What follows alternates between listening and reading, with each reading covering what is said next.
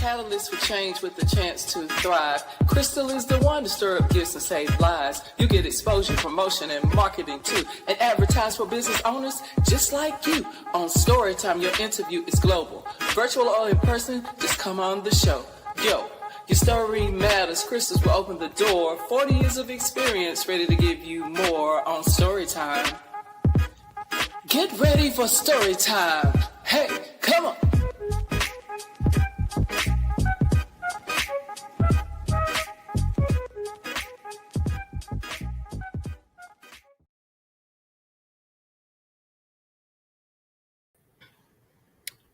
Good evening. Welcome to Storytime. How are you today? This is your girl Crystal, and I am so excited to be here yet again for another Storytime. I would like to take a moment to say Happy Easter. I hope that you had a great day today. For those of you who do celebrate Easter, it has been an amazing day. The weather is good here in North Carolina. I'm not sure where you're tuning in from, but I definitely would like to say hello to you. And I want to go ahead and remind you that we are here in Storytime. Let's talk about what Storytime is in case you didn't know. Storytime is a place where human beings connect through life experiences. And we'd like to ask you to be sure to like, share, and comment and join us. We're here on Wednesdays and on Sundays. All right. And if you follow me on Instagram, you can follow me at Shout Crystal, and you can definitely send me a message there. Okay. And one of the other things that we always like to ask everybody to do, if it's okay with you, is to take a moment when you stumble onto this and please invite some people, let some people know that you're here. And we know sometimes that you come from different platforms. So I just want to remind you to share. If you're coming in from Facebook, share. All right. Excuse me. Share this. Take a moment to share this with 5 friends. All right. Start out with 5 friends. All right. And like I mentioned earlier, if you will, I would love it if you would kindly go ahead and let some people know you're here. Now, I have a gentleman today that I'm very excited to bring to you today because I met him online. I meet a lot of good, interesting people. And this particular gentleman, he goes by the name of About That Wallet. And I think that name speaks for itself. And his name is Anthony. And Anthony is a person, he's out of the Baltimore area, and he's a family man. He has children. And his story is very interesting. I've read about him online, and he talked about how he watched his mom growing up and what made him start doing this. Let me show you something here that I saw online that he has, because he also has a podcast too, right? And I believe this should be accurate. And he has a podcast, and I want to make sure that you go check him out. You've probably seen his face around town, and I'm going to show it to you. And I'm also going to show you his face, and you've probably seen him. There he goes. And you see that logo. He's a businessman, and he always is about his business. Very, very impressive. Okay. And I want to bring him on up so we can get started and talk about the issues at hand, the very interesting topic of money. All right. We want to talk about how you can budget, how you can save. We want to talk about your financial goals. We want to talk about some things that matter that can help many of you out there today. Okay, so we're going to get this started. I'm going to bring my guest up. And when I bring him up, I'll let him talk a little bit about his background and the things that have inspired him. And we'll go from there. So for right now, I think I see him at the door. Let's bring him on up. Anthony, are you there? So how was your Easter Sunday today? It was pretty good. I was able to finish out an episode that I have coming out for Tuesday, where we'll be talking about the psychology around finances, whether or not do you plan for retirement, what does that look like, and actually changing your environment and the importance of your environment when it comes to your finances and education. Okay. Well, before we get into that, I want to go back. I always start back with the child, right? I always start back with who is my guest. So for you, I would say, Anthony, let's talk about how you grew up. I read somewhere how it was talking about you grew up with your mom, and I think she had a few jobs, and that's a bit about your story and how it inspired you. Let's talk about that. I think you grew up in the Baltimore area. Talk to me about your upbringing. It was pretty modest. Well, I'll say modest in the sense of understanding the poor mindset, and also being broke at the same time. For my mom to be single, but then she married, been together with the guy for 14 years. So, just kind of understanding that, she was a young mom and just growing up with my brothers. And then when she got married, bring on the extra two siblings. So it's like five people, like five kids plus them. So seven people in the household. So money was tight. And during those time frames, I do remember having what I call them wish sandwiches now, but pretty much sandwiches where the bread was either close to stale or if not stale already. Learning to either turn on the oven, make it toast, and then put some butter on it just to kind of make it edible. Where we didn't have meat in the house mostly because it will go quickly. She had a lot of like pasta. It's almost like meat spaghetti sauce or whatever. She'll just call it spaghetti. Heavily on the sugar in the time frame. So sugar in your spaghetti. And then also you have like sugar and grits. That was something that came up. But then also they decided to get a dog as well. So you got 7 people in the household plus a dog. Got to get dog food and then try to make sure all this happen while working 2 jobs, and the husband was also working another job as well. And just trying to make sure. Let me ask you this. Not mean to cut you up, but let me ask you this. Is this something that you figured out later on in your adult life looking back, or is this something that you understood back then as a child? As a child, sometimes people say we didn't think we were poor back then. We thought we had it going on. So when you were living in the moment with your siblings, how did you feel then? I didn't feel like we were broke because that's all I knew. Okay. It wasn't until I went over to my dad's house, where they had like potato bread regularly. They had cereal regularly. Everybody sat down at the table regularly. They had crabs every weekend regularly. So I could see the difference and feel the difference of what it's like to have, at least a decent income versus you pinching pennies to make it work. So do you have those conversations now that you specialize in this and now that you've taken this up as a career? Do you have those conversations back with your mom now? No, I just appreciate her for the work that she put in, and everything like that. I did ask her about certain financial strategies, such as being an authorized user on credit cards. Mm. And she was like, yeah, I'd known about it, but I didn't want to do that to you all because she was afraid of messing up our credit. Not knowing that she didn't have to give us the credit cards, just put it off to the side. But, it also goes back to, and this is one of the things that I try to remember and share with people, is that your parents only did what they could when they only shared what they're comfortable with sharing. Not that they didn't know, it's just that they weren't comfortable with doing it. Well, before we go to that, let me ask you this. When did you find the passion for finance? Was it in high school? Was it in college? When did you decide that this is going to be an area that I want to focus on and this is what I want to do? It was post college, post my master's degree.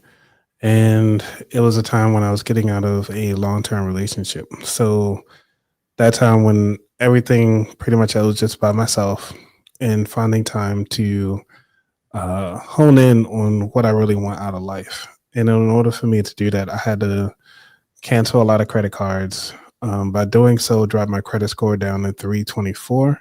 And so I was able to bounce that back up to 650 within 3 months. So it took some time, but we got there. And since then, and then I met somebody else who's currently my wife. She was telling me about like just paying off my cell phone bill. And because of that, that kind of got me thinking like, what other things in my life or in my finances that I'm not privy to or haven't asked to say like, hey, this is actually possible? Because I've heard of people paying off their cell phones, but it wasn't until I got a job where people are a lot older than I am that were actually paying off their cell phones when they buy them. So now to this day, I still purchase my phones outright. I do not do those little payment plans or whatever, and I don't even lock myself into a plan that that these carriers have because of it. So I do all prepaid because it's a lot easier.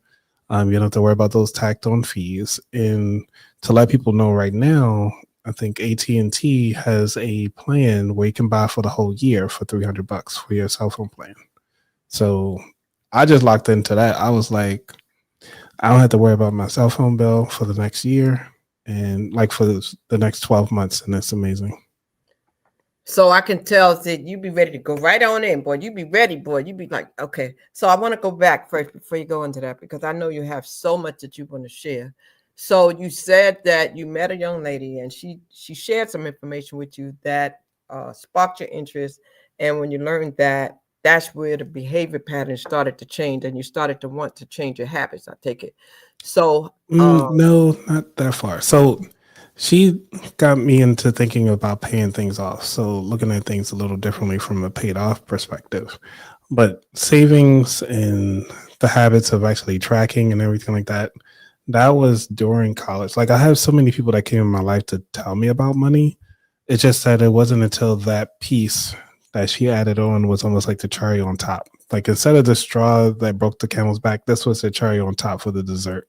Like, so the dessert was being made. It's just that little extra piece that actually took it over the edge was like, okay, let me just go all in with this process. Wow. And I also remember reading something that you had said in the piece online where you said, I knew how to waste money and how to spend it, but I really didn't know how to save it back then.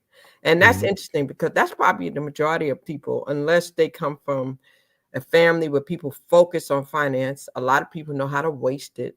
And I mean, that is really a thing that people do with the extra fees and things like that. And they don't realize how much they're wasting money with the habits, late fees and things like that. And I know that you will get into those things. But before I hone in on that, I just want to ask, so you have children, right? No. You don't have any children? Mm-mm. Okay. So I thought I saw something online that says, okay, maybe that was talking about your mom and her kids. That might be what it was. Okay. So you don't have to worry about children. So you just deal with taking care of this and educating people and going straight in. Okay. So how did you get started? Did you start by doing a class? Were you teaching in a college? Or what was the first way that you started branching out, educating people about financial literacy? It was just really with the podcast. I was just honestly, I'm just sharing all the things that I've learned along the way. There's nothing, everything about finances is nothing new. It's just depending on who the messenger is. It's almost like church. Everybody can sit here and read the Bible, but also depending on which Bible you're reading, which version you're reading, what time frame it was printed on. So you got so many different variations on who's sharing this information. So this is one of the things you got to look into. Now, I saw something out here. Is this your current podcast right here? Is this it? Is that the current one for you? So Anthony has the podcast here, and he is the one that does this. And how often do you do this podcast? Tell the people about how often you have your show and what times. Yeah, I go live every Thursday at 8 p.m. Eastern on Thursdays. And then I actually post a pre-recorded show on Tuesdays. They come out every Tuesday at 2:45 a.m. And then I also have an AI episode that accompanies those episodes that usually either come out that same Tuesday or I might do it on that Thursday just to kind of keep those episodes refreshed. So I do pretty much, I guess you could say, 3 episodes a week. Okay. 3 things a week on the RSS feed. But I don't post my live shows on RSS feed though, mostly because they live. But I might start doing that soon. Wow. Okay. So if you're just coming in here right now, we're talking to this young man, and he is definitely a finance wizard. And he is just sharing with us about his podcast. And he has a lot of people to come on to educate you about finance. You speak to a lot of different experts, don't you? Yes. So I spoke to, well, I try to get everybody, just any and everybody has a financial story. So I'm not strictly bounded to only financial experts, but financial experts have been on the show. I've interviewed over 120 people so far out of the 5 years that I've been running this show. Wow. Okay. And that's a beautiful thing. And who would you say has been the most interesting person that you've interviewed that you really find to be the most informative? Not like to say that nobody else wasn't as informative, but who did you really uh, get some life changing nuggets from that just really impacted your life and the way you think about money? Um, it's tough because every episode adds something. But the one that I have to say that I like listening to every time I even play it back myself, which is Angelina King. She runs 718 Tax Services. She comes on every year to kind of talk about the new tax codes, the changes that happens in the tax code. She's an EA, which is an enrolled agent. Um, so she actually brings that on, and I actually learn something new every year that she comes on. So let's get down to the meat and potatoes, Anthony. So the gist of it is money management. Would you say to start out with, it has to do with money management? Yes. And why is that important? It is important because it's part of our society. We live in a capitalist society. We have to really think about what it is that we want out of life and how we can afford it. And the way how we can afford it is we need to make some money. So we all actually know how to make some money because we currently keeping the lights on, keeping some of the people. If you have kids, you finding a way to feed your kids. You finding a way to make some entertainment things entertaining for your kids.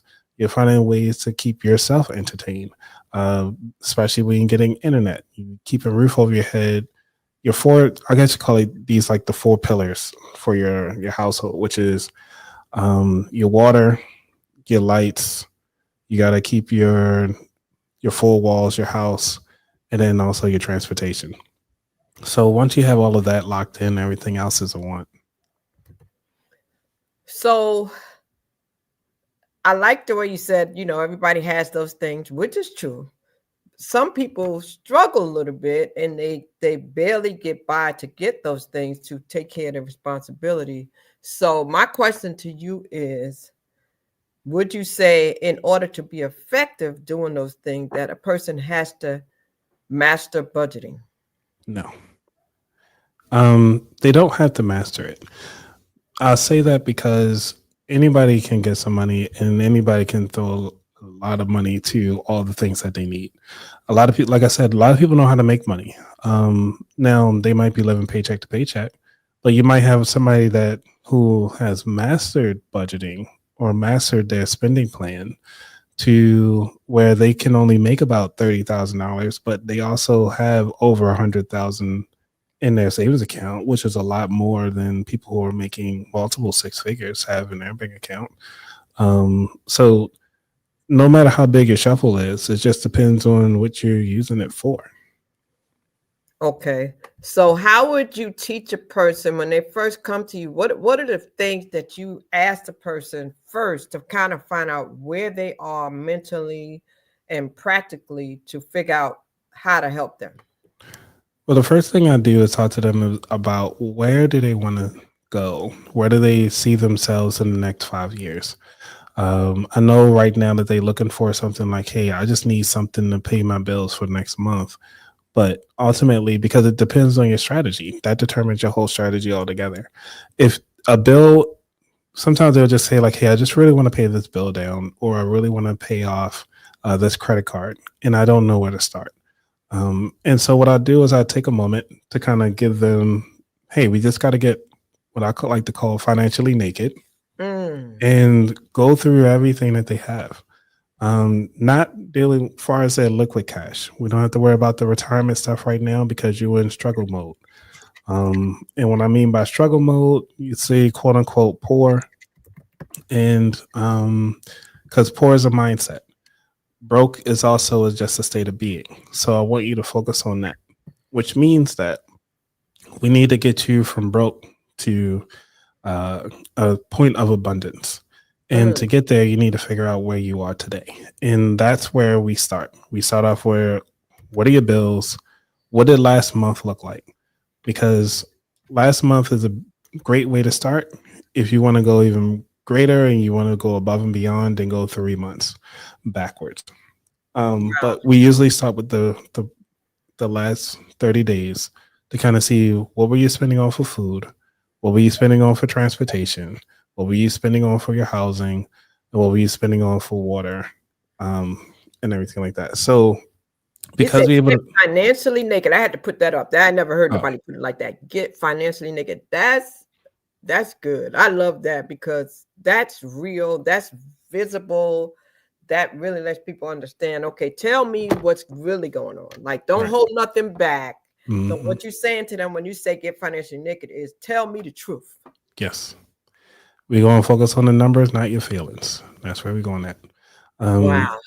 And so are people receptive to that when you have those conversations with them? Are they receptive?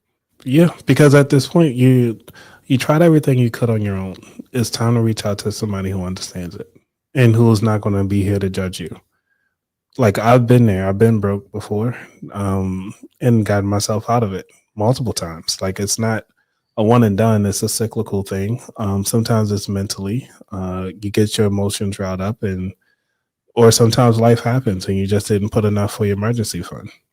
And let's talk about that, Anthony. Let's talk about what does that mean to be broke? When you say I've been broke before, some people, they may not understand what you mean by that. So what do you mean when you say broke? Like, how does somebody know if they're broke?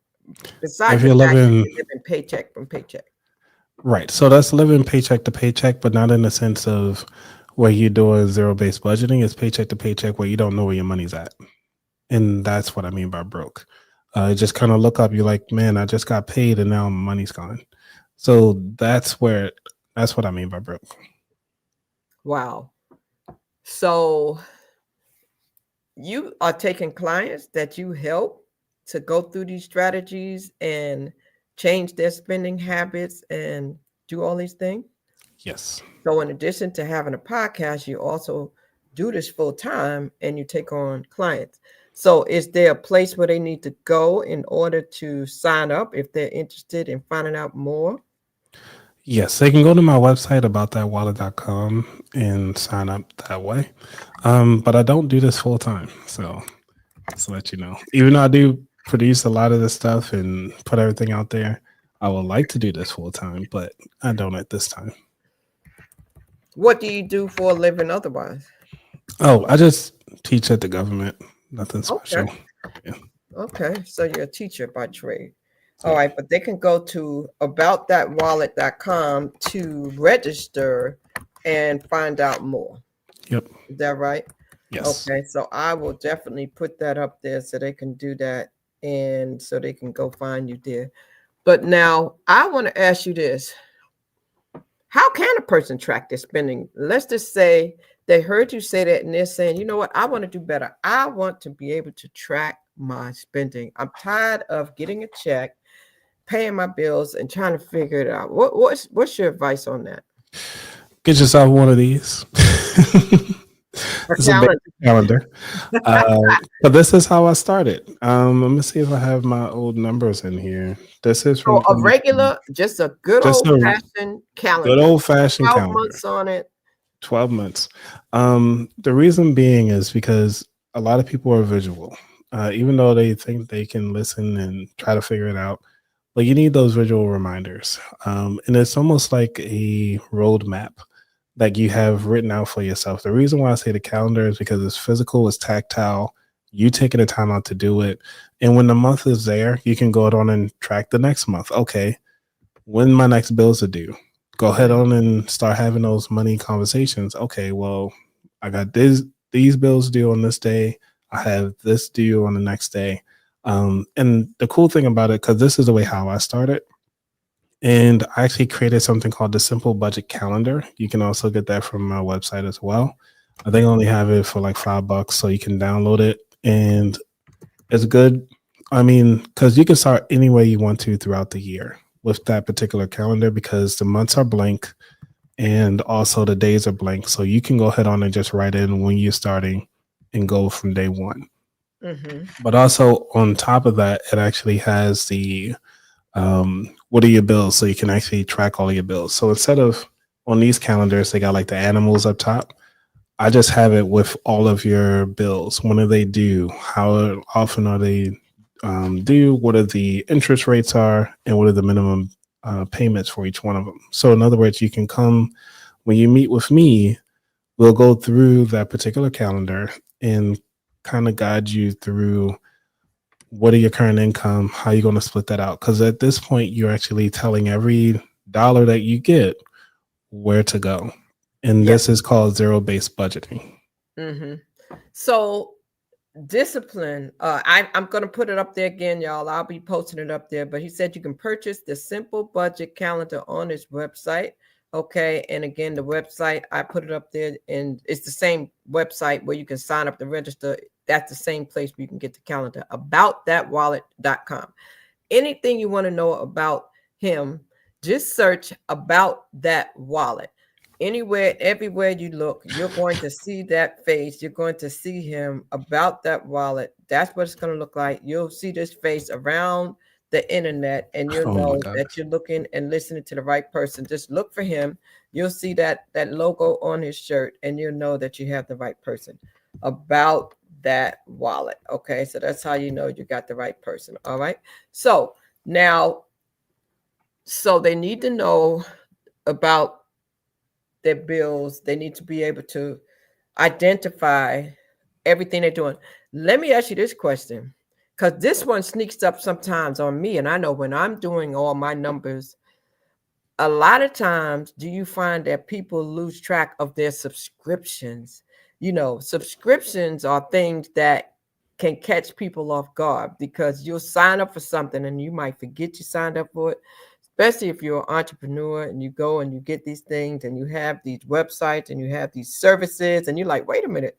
So can you talk about that for a minute? How did the person keep track of their personal versus their business expenses? Do you help people to separate that and to kind of track it so that they know what they're spending for each? Yeah, so it's a loaded question. So I'm gonna start off with the personal side of the house. When it comes to your subscriptions, I guess you could say whether or not if you have a business or not. With the business, obviously you're gonna watch that a little closer. But even though you should be watching your personal, because you did take time out to go to work to make this money, so it's really your due diligence to make sure that you're finding out where all your stuff is going at. Again, so if you have monthly bills when it comes to your subscriptions, you want to look into when you have to pay those. And then I think it's springtime, and it's a perfect time to actually do a little bit of spring cleaning, I like to call it. And what I mean by that is you go through these subscriptions and really dig into like, hey, do I really use this service as I plan to? And if you don't, trash it. Go down and unsubscribe and keep moving.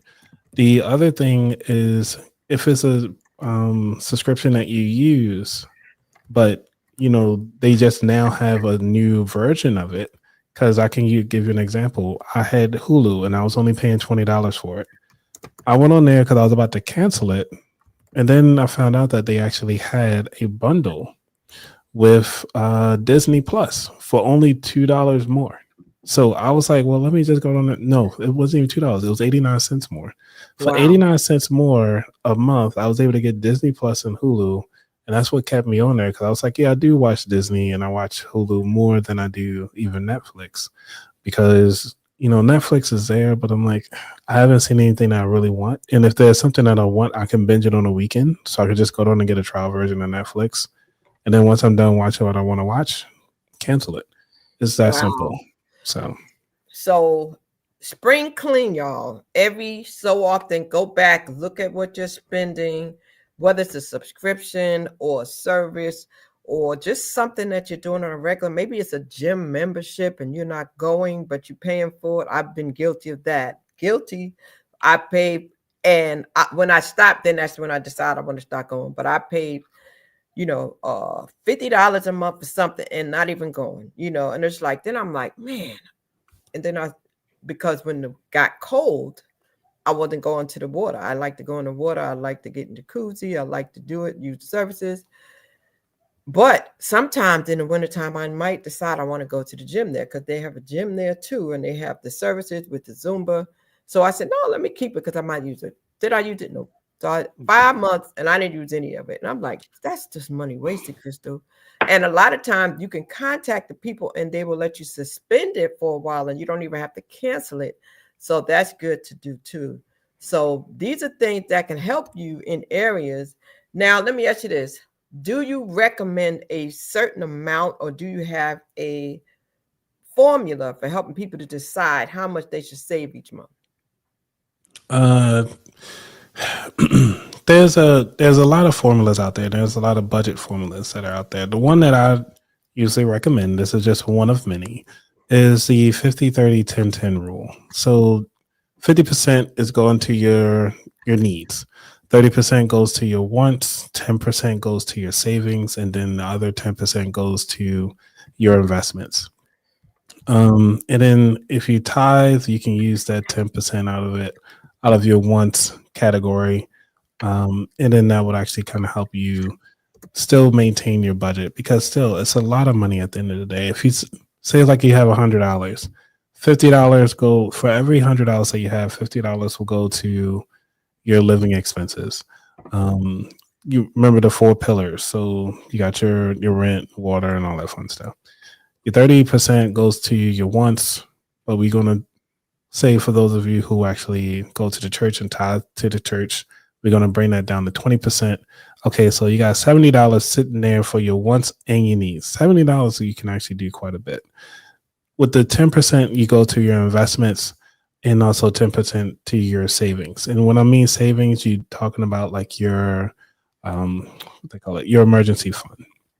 It could be your emergency fund and your savings could be split 2 different ways. And then you also have your investments.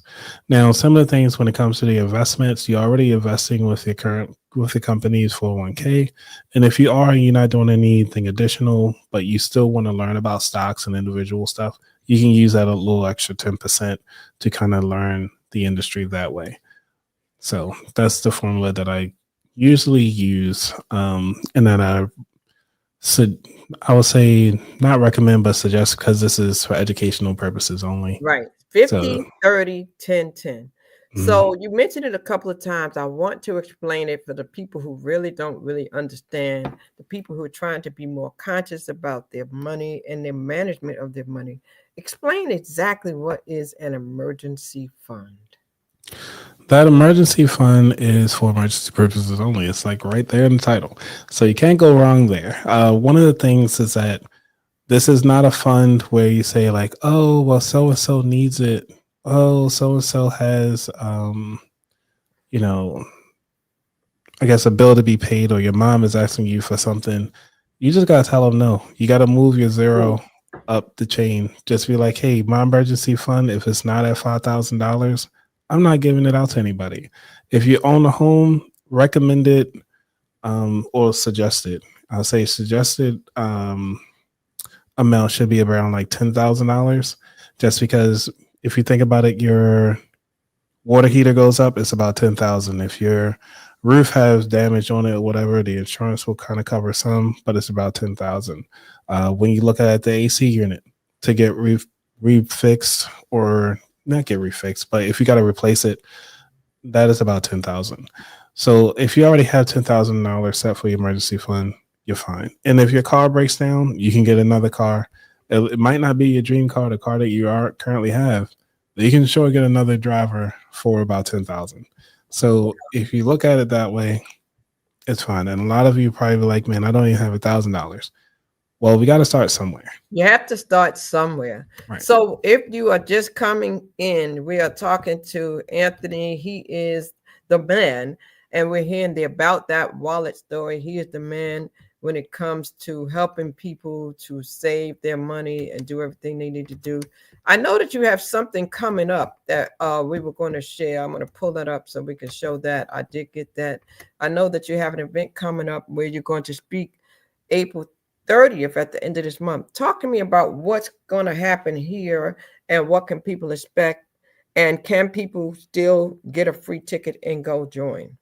Yes, you can still get a free ticket about this. This is an event, a virtual event, which is hosted by Clifton Corbin, who's also another he's a two-time financial author and has been doing amazing work in the financial industry to actually bring awareness to parents, and also and that's the reason why we mesh well together, is because he is teaching his child about finances and bringing it up. Wow, So I love it.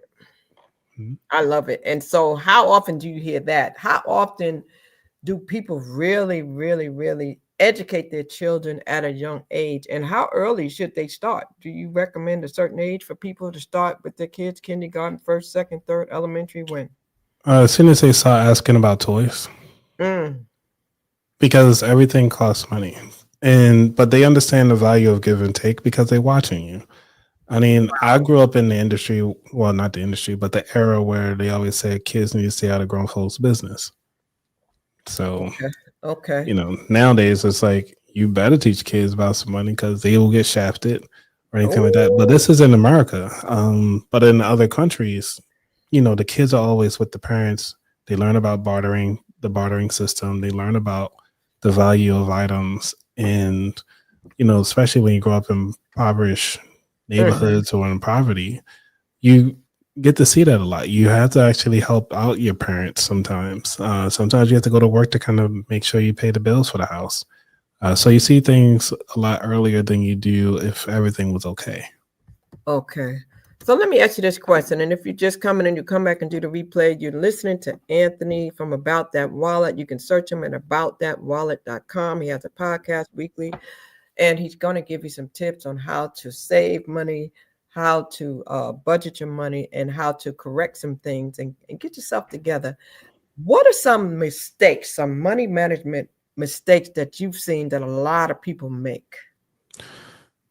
This is fun. A lot of the mistakes is that they think that they know how much money they actually have. Or they also doing a comparison thing. So they might see somebody who they grew up with and be like, hey, you know what? Why are they making so much more money than I am? Or why am I in this situation and they in that situation? That comparison thing is really the worst thing that you can do. And then also you're trying to keep up with the said friend, not realizing or knowing what they have financially is going on. So. Keeping up with the Joneses. So on that note, then, a lot of people don't know that the best thing you could do for yourself is to cut back on your expenses. But some people don't know how to do it without feeling deprived. They don't know how to stop. Like they feel like they're going to be shortchanged. Any recommendations there on how to do that? Well, this goes back to the habit loop, which is coined by Charles Duhigg. You start off with, your trigger, and then you go through your routine, and then you get your reward. So that's called the habit loop.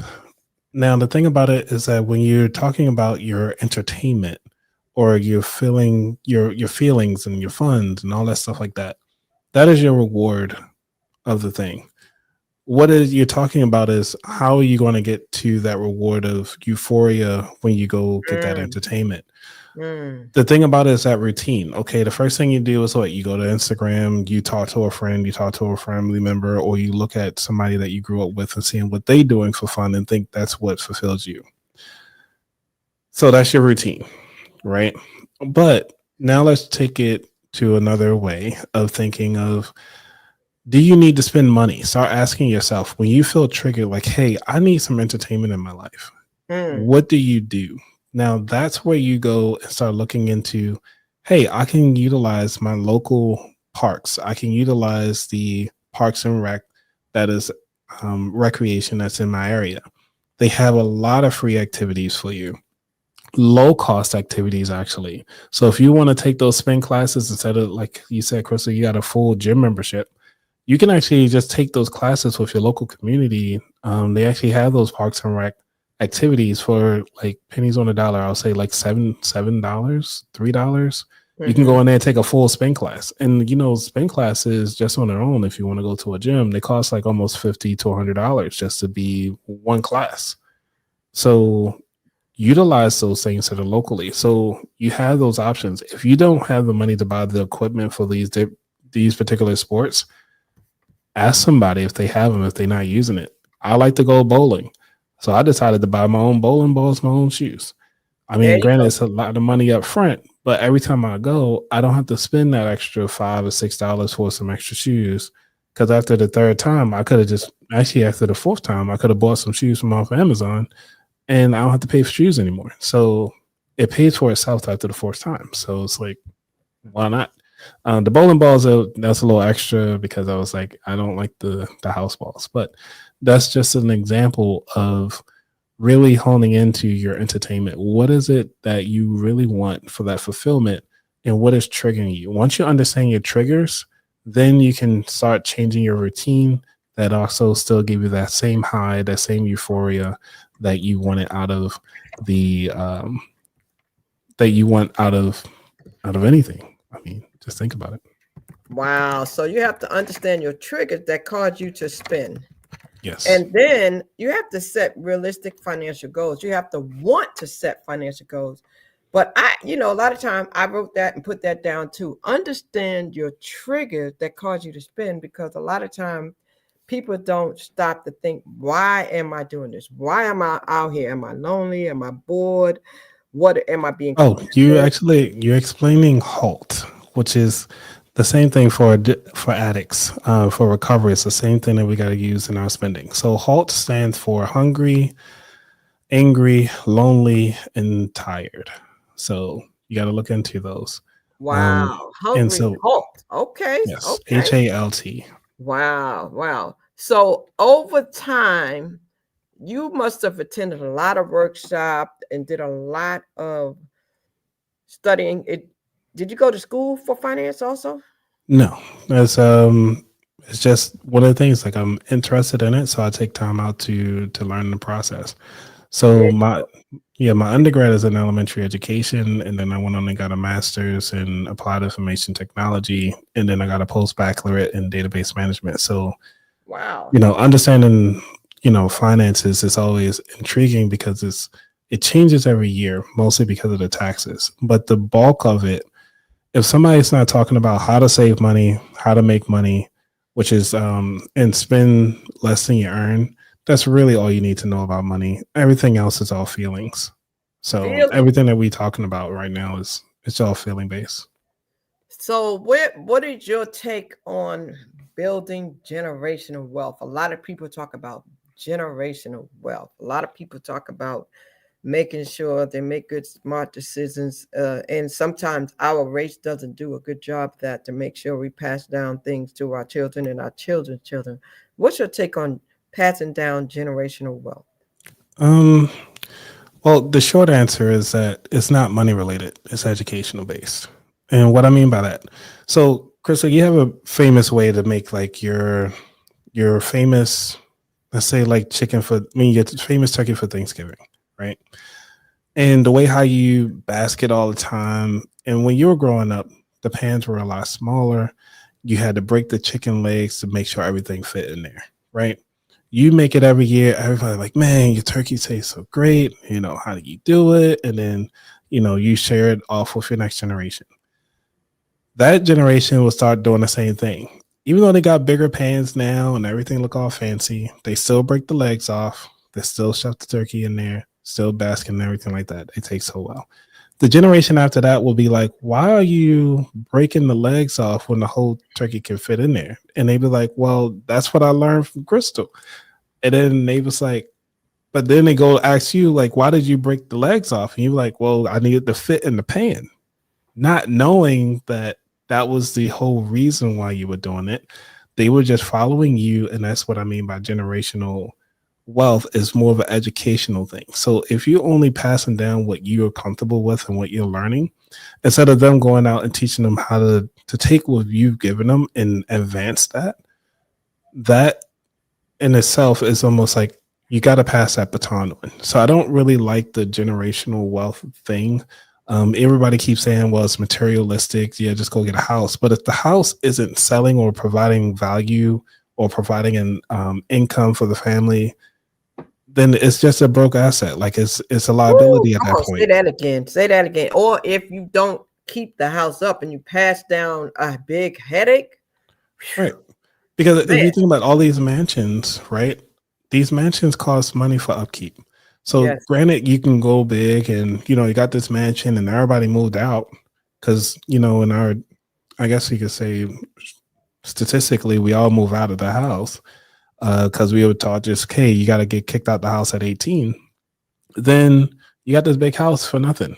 So now you back downsizing. Nobody's there to take care of you because everybody that moved out to another state. Nobody wants to take over your business because nobody want to do that business. It's because you can have a farm, 20 acres, and nobody want to take care of those acres. Nobody want to deal with the headache. Millions of dollars that you got to do for upkeep, cattle, if you're a cattle farmer, if you're a horse farmer, rabbits or whatever. Like you got to maintain the killings and make sure you're going to do with the bloods and everything like that. So like who are you really doing this for? And did you have that conversation with your children? Because And they didn't ask for this. I definitely understand that because I saw that and I experienced that personally. So I know exactly what you're talking about with that, with the properties and everything. And it does make a difference. It really does. So, and having the conversation matters too, especially when it comes to passing things down, because you might find that you might give somebody something and they may not even take care of it or do what you think they're going to do. So you might want to rethink that too. So we talked about the mistakes, right? What are realistic financial goals? If someone is they listening today, they said, you know what, I get it. I need to change my habits. I figured out my triggers. I'm doing all the right things. Now I want to set some goals. I'm going to start writing some things in the calendar. What is a realistic starting point for a goal? We got to do with the SMART goals. I know people tired of hearing it, but they got to be strategic, got to be measurable. What is the A? Accountable, got to be realistic, and then got to be attainable. So one of the things, SMART goals. Yes. And the most important thing, like you said, to be realistic. So the best suggestion I would say really is to start with the 50-30-10-10 rule. How can you make that particular strategy work for you? Now, you might not like the 50-30-10-10. You might like the 60-40 split, depending on what you want. But either way, some people like to do it 50-10-10-10. So do you customize it to the person? Like when you're doing it, so sometimes you might do a 60-40 or 50-30-10-10 based on the individual? Yes. Okay. Right. I usually try to fit, most of the people will fit the 50-30-10-10. Mostly because, everybody has wants, and that's where the wants come in. Like if you want to travel, you want to take your kids out for the weekend or whatever. Like those things cost money. And how are you actually fitting in fun in your budget? And this is where that fund will come from. But now two things that are very important, right? Paying off our debt and saving money. Both of those are real important. Right. Which one should one do first? Or how does one decide? Because maybe it's not always the same for everyone. So how does one decide if they are attacking their situation, whether they should pay off their debt or whether they should save first? How does one come up with that answer? Do both. And the reason why, because usually it's a thing about as far as investing versus paying off bills. But you can do it all, just be in smaller increments. Now, as far as paying off your bills, yes, you want to pay your bills with a smile every time. Because again, this is all emotional at this point. And if you want to play by the numbers, play by the numbers. But when it comes to, I'm sorry, it was saving versus paying off debt and saving. Yeah. So which one first? And you said you can do them both at the same time. Right. So you want to put your most money. Think about it this way: if you have a credit card with like 18% interest, there's nothing that you can invest in that will ever give you 18% immediately, especially in the stock market. So pay off your bill, especially if it's a credit card bill. If it's like a mortgage or something like that, that's sitting around, usually I think currently right now they should be hovered around 6.1, 6.2%. Just continue on and, pay that as you normally do. And this, if that's the only bill that you have, then start tackling out your savings, and then you can start looking into your investments. Now we got to look into your, what is your emergency fund goals? So is 5,000 enough for you? Do you feel comfortable with 5,000? But the reason why I want to change the mindset around the emergency fund is because right now a lot of people are losing their jobs. So how many months can you go from your emergency fund if you were to lose your job today? So some people be like, hey, I need 30,000 because it depends on your industry. If you're a nurse, you might be able to get a job immediately. If you're in IT, that could be almost like a year or two. If you're in engineering, that's almost like a 2 to 3 year wait just on trying to apply for different jobs. If you don't believe me, you can talk to other engineers and actually ask them, well, how many job applications have you put in and when have you actually gotten hired from those, or just even an interview? So you have to look into that. Wow. So it depends on your industry heavy. So you need to look into that. So if you're just coming in and you have not heard, we're talking to Anthony Weaver, the podcast host of About That Wallet. He does this podcast every week. He has experts come in to talk to you about different topics, and you can tell that he is always giving you different ways to save, different ways to budget, different ways to pay off debt, everything you need to know about that wallet. Okay. I love that topic. How'd you come up with that name, About That Wallet? I'm sure there's behind that. It took me a couple months to figure that out. Because I was looking at, just utilizing my initials. And so it just took me a while to kind of figure out what I should put that. Oh, that is your initial. That is genius. Okay. You did good. You did real good. Wow. I didn't notice that, but you're right. A Weaver, About That Wallet. See, there's a marketing strategy there. There's a branding tactic there. And I did the coloring based. I did the coloring based on the Jamaican flag colors because it was like, green for the money, gold. Wow. Gold is for the gold, and then black is for the people. Wow, that's really, really good. Great job doing that. That's really good. That's really smart the way you did that. So once again, ladies and gentlemen, also he has something coming up, and we'll put this back up here again for you too, so you can see it. If you're interested, you can go sign up, and this is going to be free. It's going to be virtual, and he is going to be one of the panelists, and it's going to be April 30th to May 2nd. So it's virtual, so it doesn't matter where you are. And he's going to be talking about finding financial stability as a member of the sandwich generation. Now, talk a little bit about that. What did that mean? What, financial stability as a sandwich generation? Yes. So a lot of people as a sandwich generation member, you actually have money is already tight because your parents are asking for something, and then your children are always asking for something. But then depending on what type of sandwich you are, you might be a club sandwich where you got your grandkids that you're dealing with, plus your parents. Or you might be that middle parent, that middle child, where it's like you just have kids, but you're dealing with your parents and your grandparents in the same household. So everybody is asking you for some money, or at least some type of support or care. And or you might, because usually I could see that happening in a multi-family household. And with that being said, it's like, okay, well, everybody got to pull together, make this happen from a financial standpoint of, well, who has the money? Can everybody come together? What are those conversations like on a monthly basis? You're having more money conversations. The less conversations you're having and the less boundaries you have, the more headaches you're going to have in the future as well. So you got to have these. So go sign up at raisinggenerationalwealth.com. He has an amazing podcast. I love your intro. I was checking your intro out and I was like, you know what? This is pretty cool. I love the intro and the way you did that. For my live show intro? I'm going to show you what I'm talking about, guys. If you've never been on his page, you really got to go check it out because he's pretty creative, man. He's creative, y'all. I'm telling you, if you haven't figured that out, he is creative. Let me give you a sneak peek so you can see what I'm talking about. I'm gonna let you see in 1 second what I'm talking about. Well, while you pulling that up, I do want to share. I'm not sure how much time we got left, but I do want to share the bike method. I haven't coined. I need to write it out on my website, but it's called the bike. Your website? Okay, so let me. No, I don't have it. I need to put it on my website. Is it? So where's it at? Do you have it? It's on my brain right now, and it's also been in my newsletter. I haven't put it out. It's in your brain. Yeah. And I talked about it on a couple podcasts, but I do want to share it. It's called the bike method. So it stands for, and this is really almost like the habit loop, but also this is something that it's more of a mindset.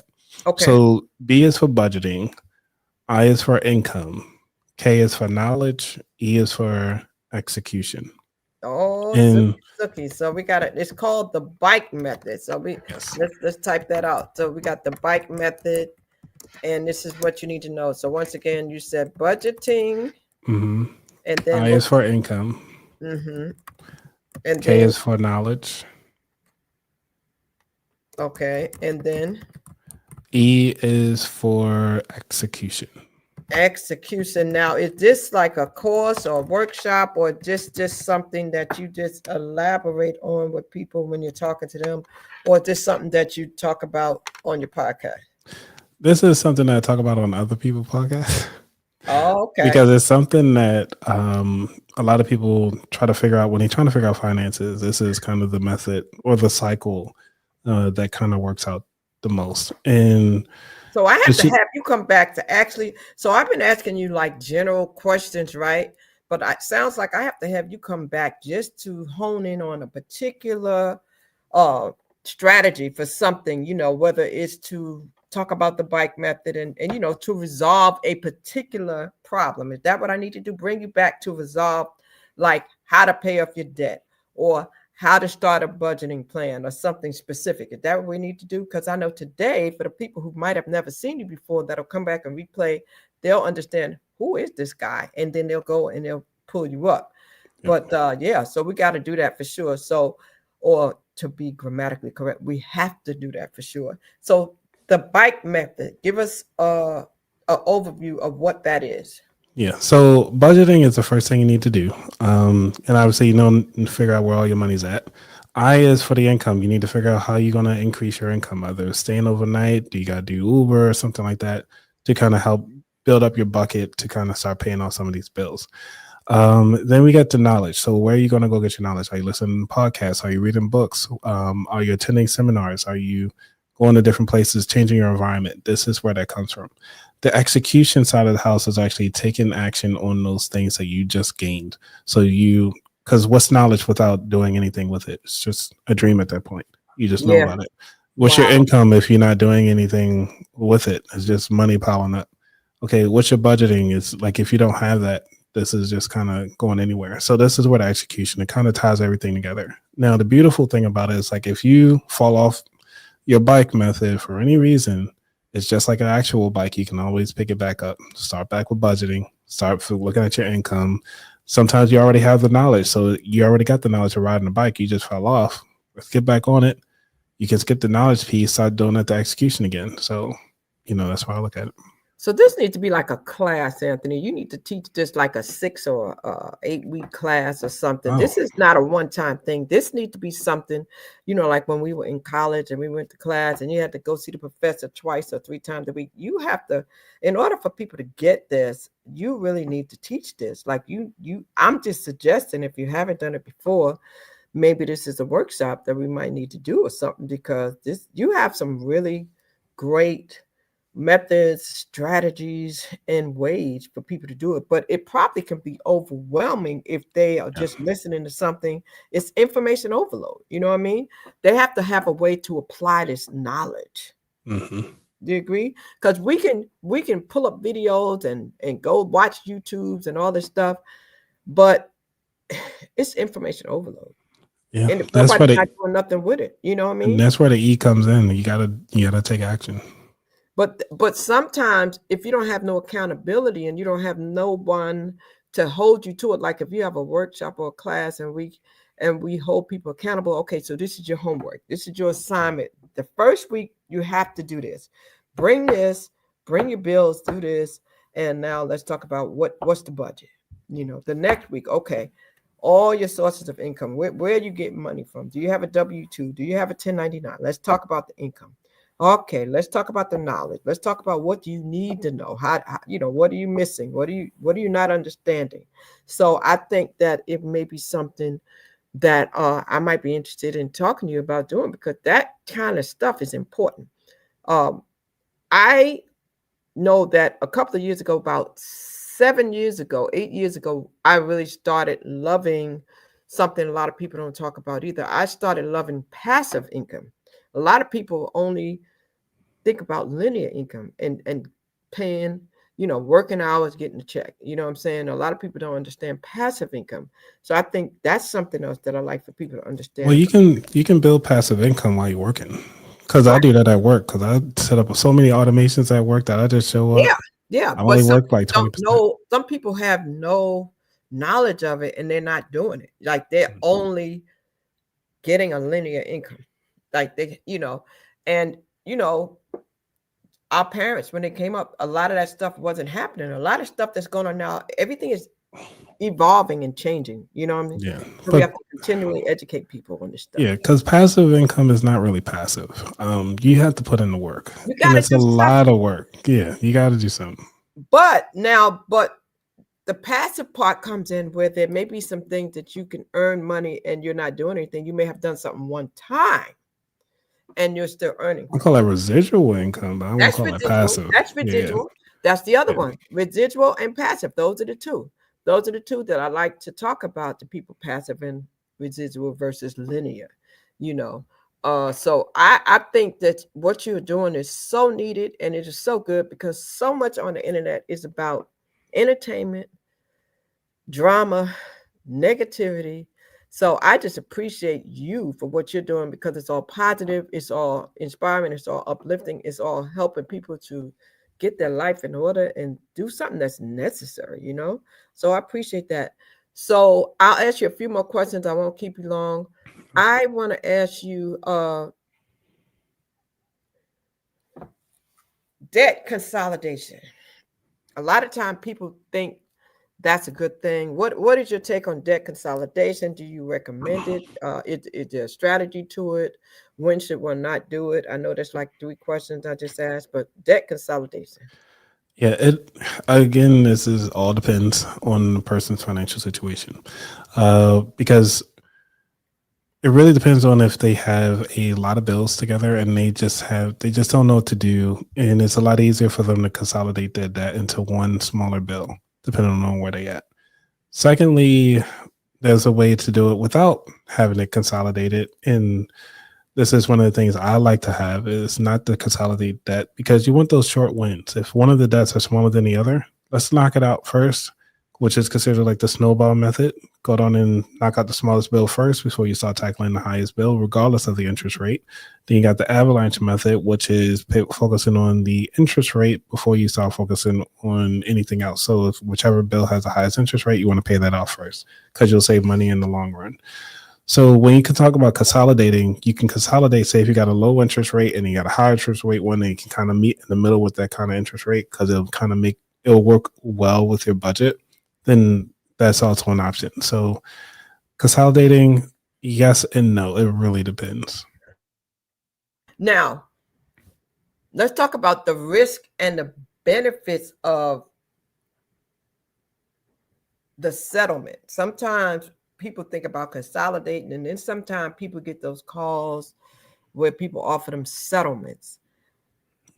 Do you ever educate people on settlements and whether or not they should use those settlements? Again, it goes back to it depends.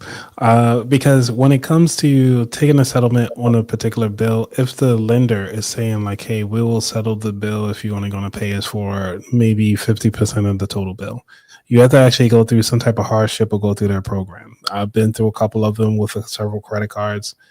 Just be like, hey, I'm going through some hardship right now, and they work with you. So a lot of these, I would say, don't go with these other companies to try to settle your debt. Because everything that they're going to do, you can do it yourself. Sometimes that they'll put your money into an escrow and then let your bills lapse so they can start negotiating. You can actually negotiate with these banks sooner when you're saying like, hey, you know what, life changing right now, I had to move out or something like that. They will actually pause. They can actually put a pause on your interest rate and pause on your payments. They can move your payments to another time, especially if you're current.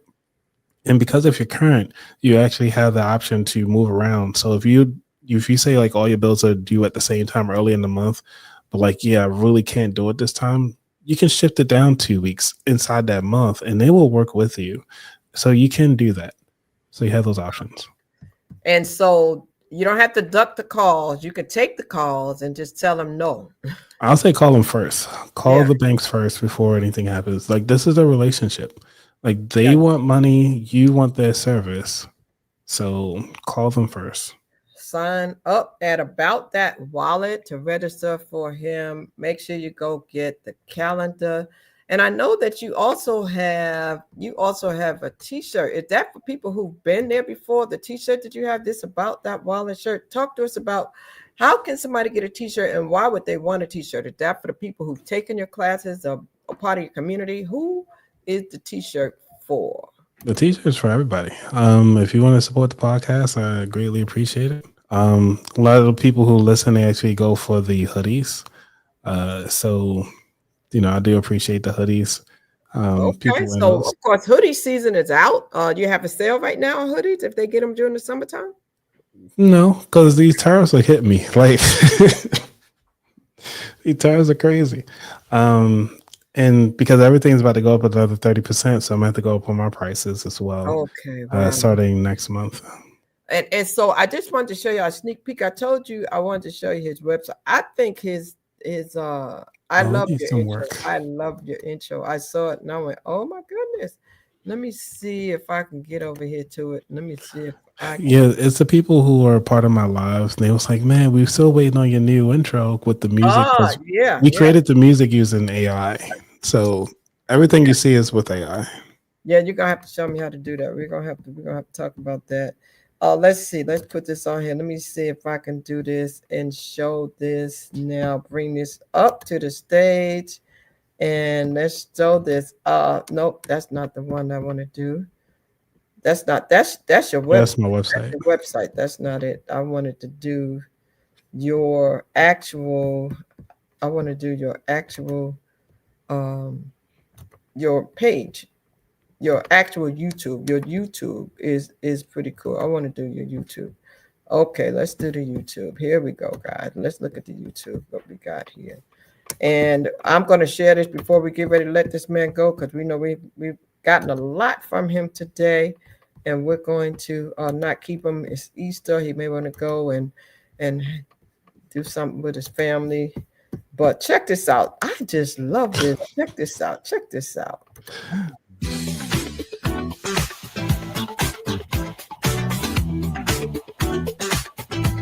So creative.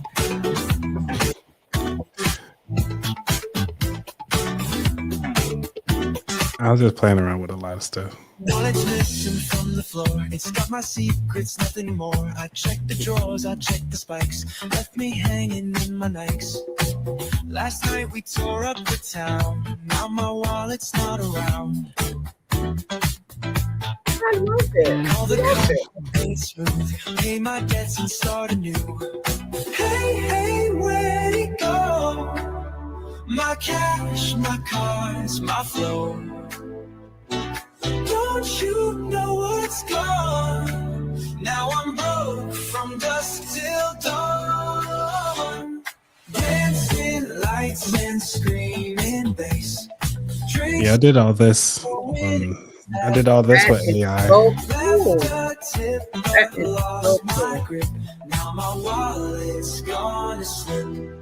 Now, do you do all that? You do all that yourself, God. You see how creative he Oh is. my You gosh. see how creative he is. You have to go ahead. I'm telling you right now, follow him, get with him, let him show you the way when it comes to the finances. Get the t-shirt or the hoodie and sign up for the class that he has where you can go and learn virtually once again. You can come and you can sign up right here for this class. You sign up at raisinggenerationwealth.com, raisinggenerationalwealth.com. Anthony, my goodness, you've shared a lot with us today. I thank you so much for letting us pick your brain. Let's get together. Let's do something where we can put something together for the people. You are definitely for someone who just become passionate about this. You really have taken it and ran with it, and I just applaud you. Everything you do is professional, Oh, thank very you. empowering, and thorough. I'm trying my best. I'm learning along the way. I realize that the world expects you to be perfect, but done is better than perfect. At least put something out there. You know what So they say. You don't have to be great to get started, but you have to get started to be great. So let me ask you this. Anything that I haven't asked you that you would like to say to the people, so when the people come back and see this, that you would like to share, that you want people to know about that wallet? I mean, when you stop doing all this, what do you want people to say? If somebody says, hey, have you met that Anthony Weaver guy? What do you want people to say? well, you throw so many questions at once. So what I want people to say when they meet me or at least hear about me is that he's the same person behind the camera as he is in person. That's one of the things. I think that's one of the greatest compliments I've heard since meeting people in real life. The second thing I would say for the people is that you have what it takes to be successful, to do whatever you want to do. When you see somebody who's doing amazing work today, you don't know the sacrifices that they did so far ago. So just put yourself at ease. You can always ask them, like, hey, how did you do this? And I use my bowling analogy because I learned how to bowl, and I always make the curve and the ball do the curvy thing and get the strikes and everything like that. But it took me several years to actually perfect it. Took me multiple hours. And because of that, it's a lot easier for me to do it. And this is the same thing for you. All you have to do is just dedicate your time to learn about your finances, dedicate the time to do your research. This as far as your knowledge. And when you get used to executing, you already been broke before. So you know what that feels like. You know what you've been through. Let's get yourself out of it. Now that you're on the other side of the end of the brokenness, let's go down and start growing your money. The world is abundance. Remember, the world does not have a budget. You do. So let's make it happen. Wow. On that note, ladies and gentlemen, you've been listening to Anthony Weaver. Go check him out about that wallet on everything. You've been watching Story Time. We're here on Wednesdays and Sundays, and your story matters. I'm your Hope Catalyst. My mission is to stir up, to give, instill hope, and save lives. And time is of the essence. You only have just a minute, only 60 seconds in it. It's not, well, basically, it's really been forced upon you. You can't refuse it. You didn't seek it, nor did you choose it, but it is up to you to use it. You will suffer if you don't use it right, okay? So you got to give account if you abuse it. Okay, it's just a tiny little minute, but eternity is in it. So on that note, don't waste time. Get over there to aboutthatwallet.com. Check out Anthony Weaver. Go sign up for the virtual page and check us out. Like and subscribe to both of our channels, About That Wallet and Storytime with Shaw Crystal. And we'll see you the next time. Thank you so much for sharing your time, your space, and your energy and your knowledge today, Anthony. And we will get with you soon. Ladies and gentlemen, you've been watching Storytime. Thank you so much. Happy Easter once again. And next week, we'll be coming with the culture of the unspoken word. On next Wednesday, we have some poets coming in, and they're going to give you some spoken word. It's going to be really interesting. If you've never done that with Lene and I, Herbal Butterfly, you want to tune in. You want to set your notifications. Until then, see you next time on Storytime. Thanks, Anthony. catalyst for change with the chance to thrive. Crystal is the one to stir up gifts and save lives. You get exposure, promotion, and marketing too. And advertise for business owners just like you. On Storytime, your interview is global. Virtual or in person, just come on the show. Yo, your story matters. Crystals will open the door. 40 years of experience, ready to give you more on Storytime. Get ready for Storytime. Hey, come on.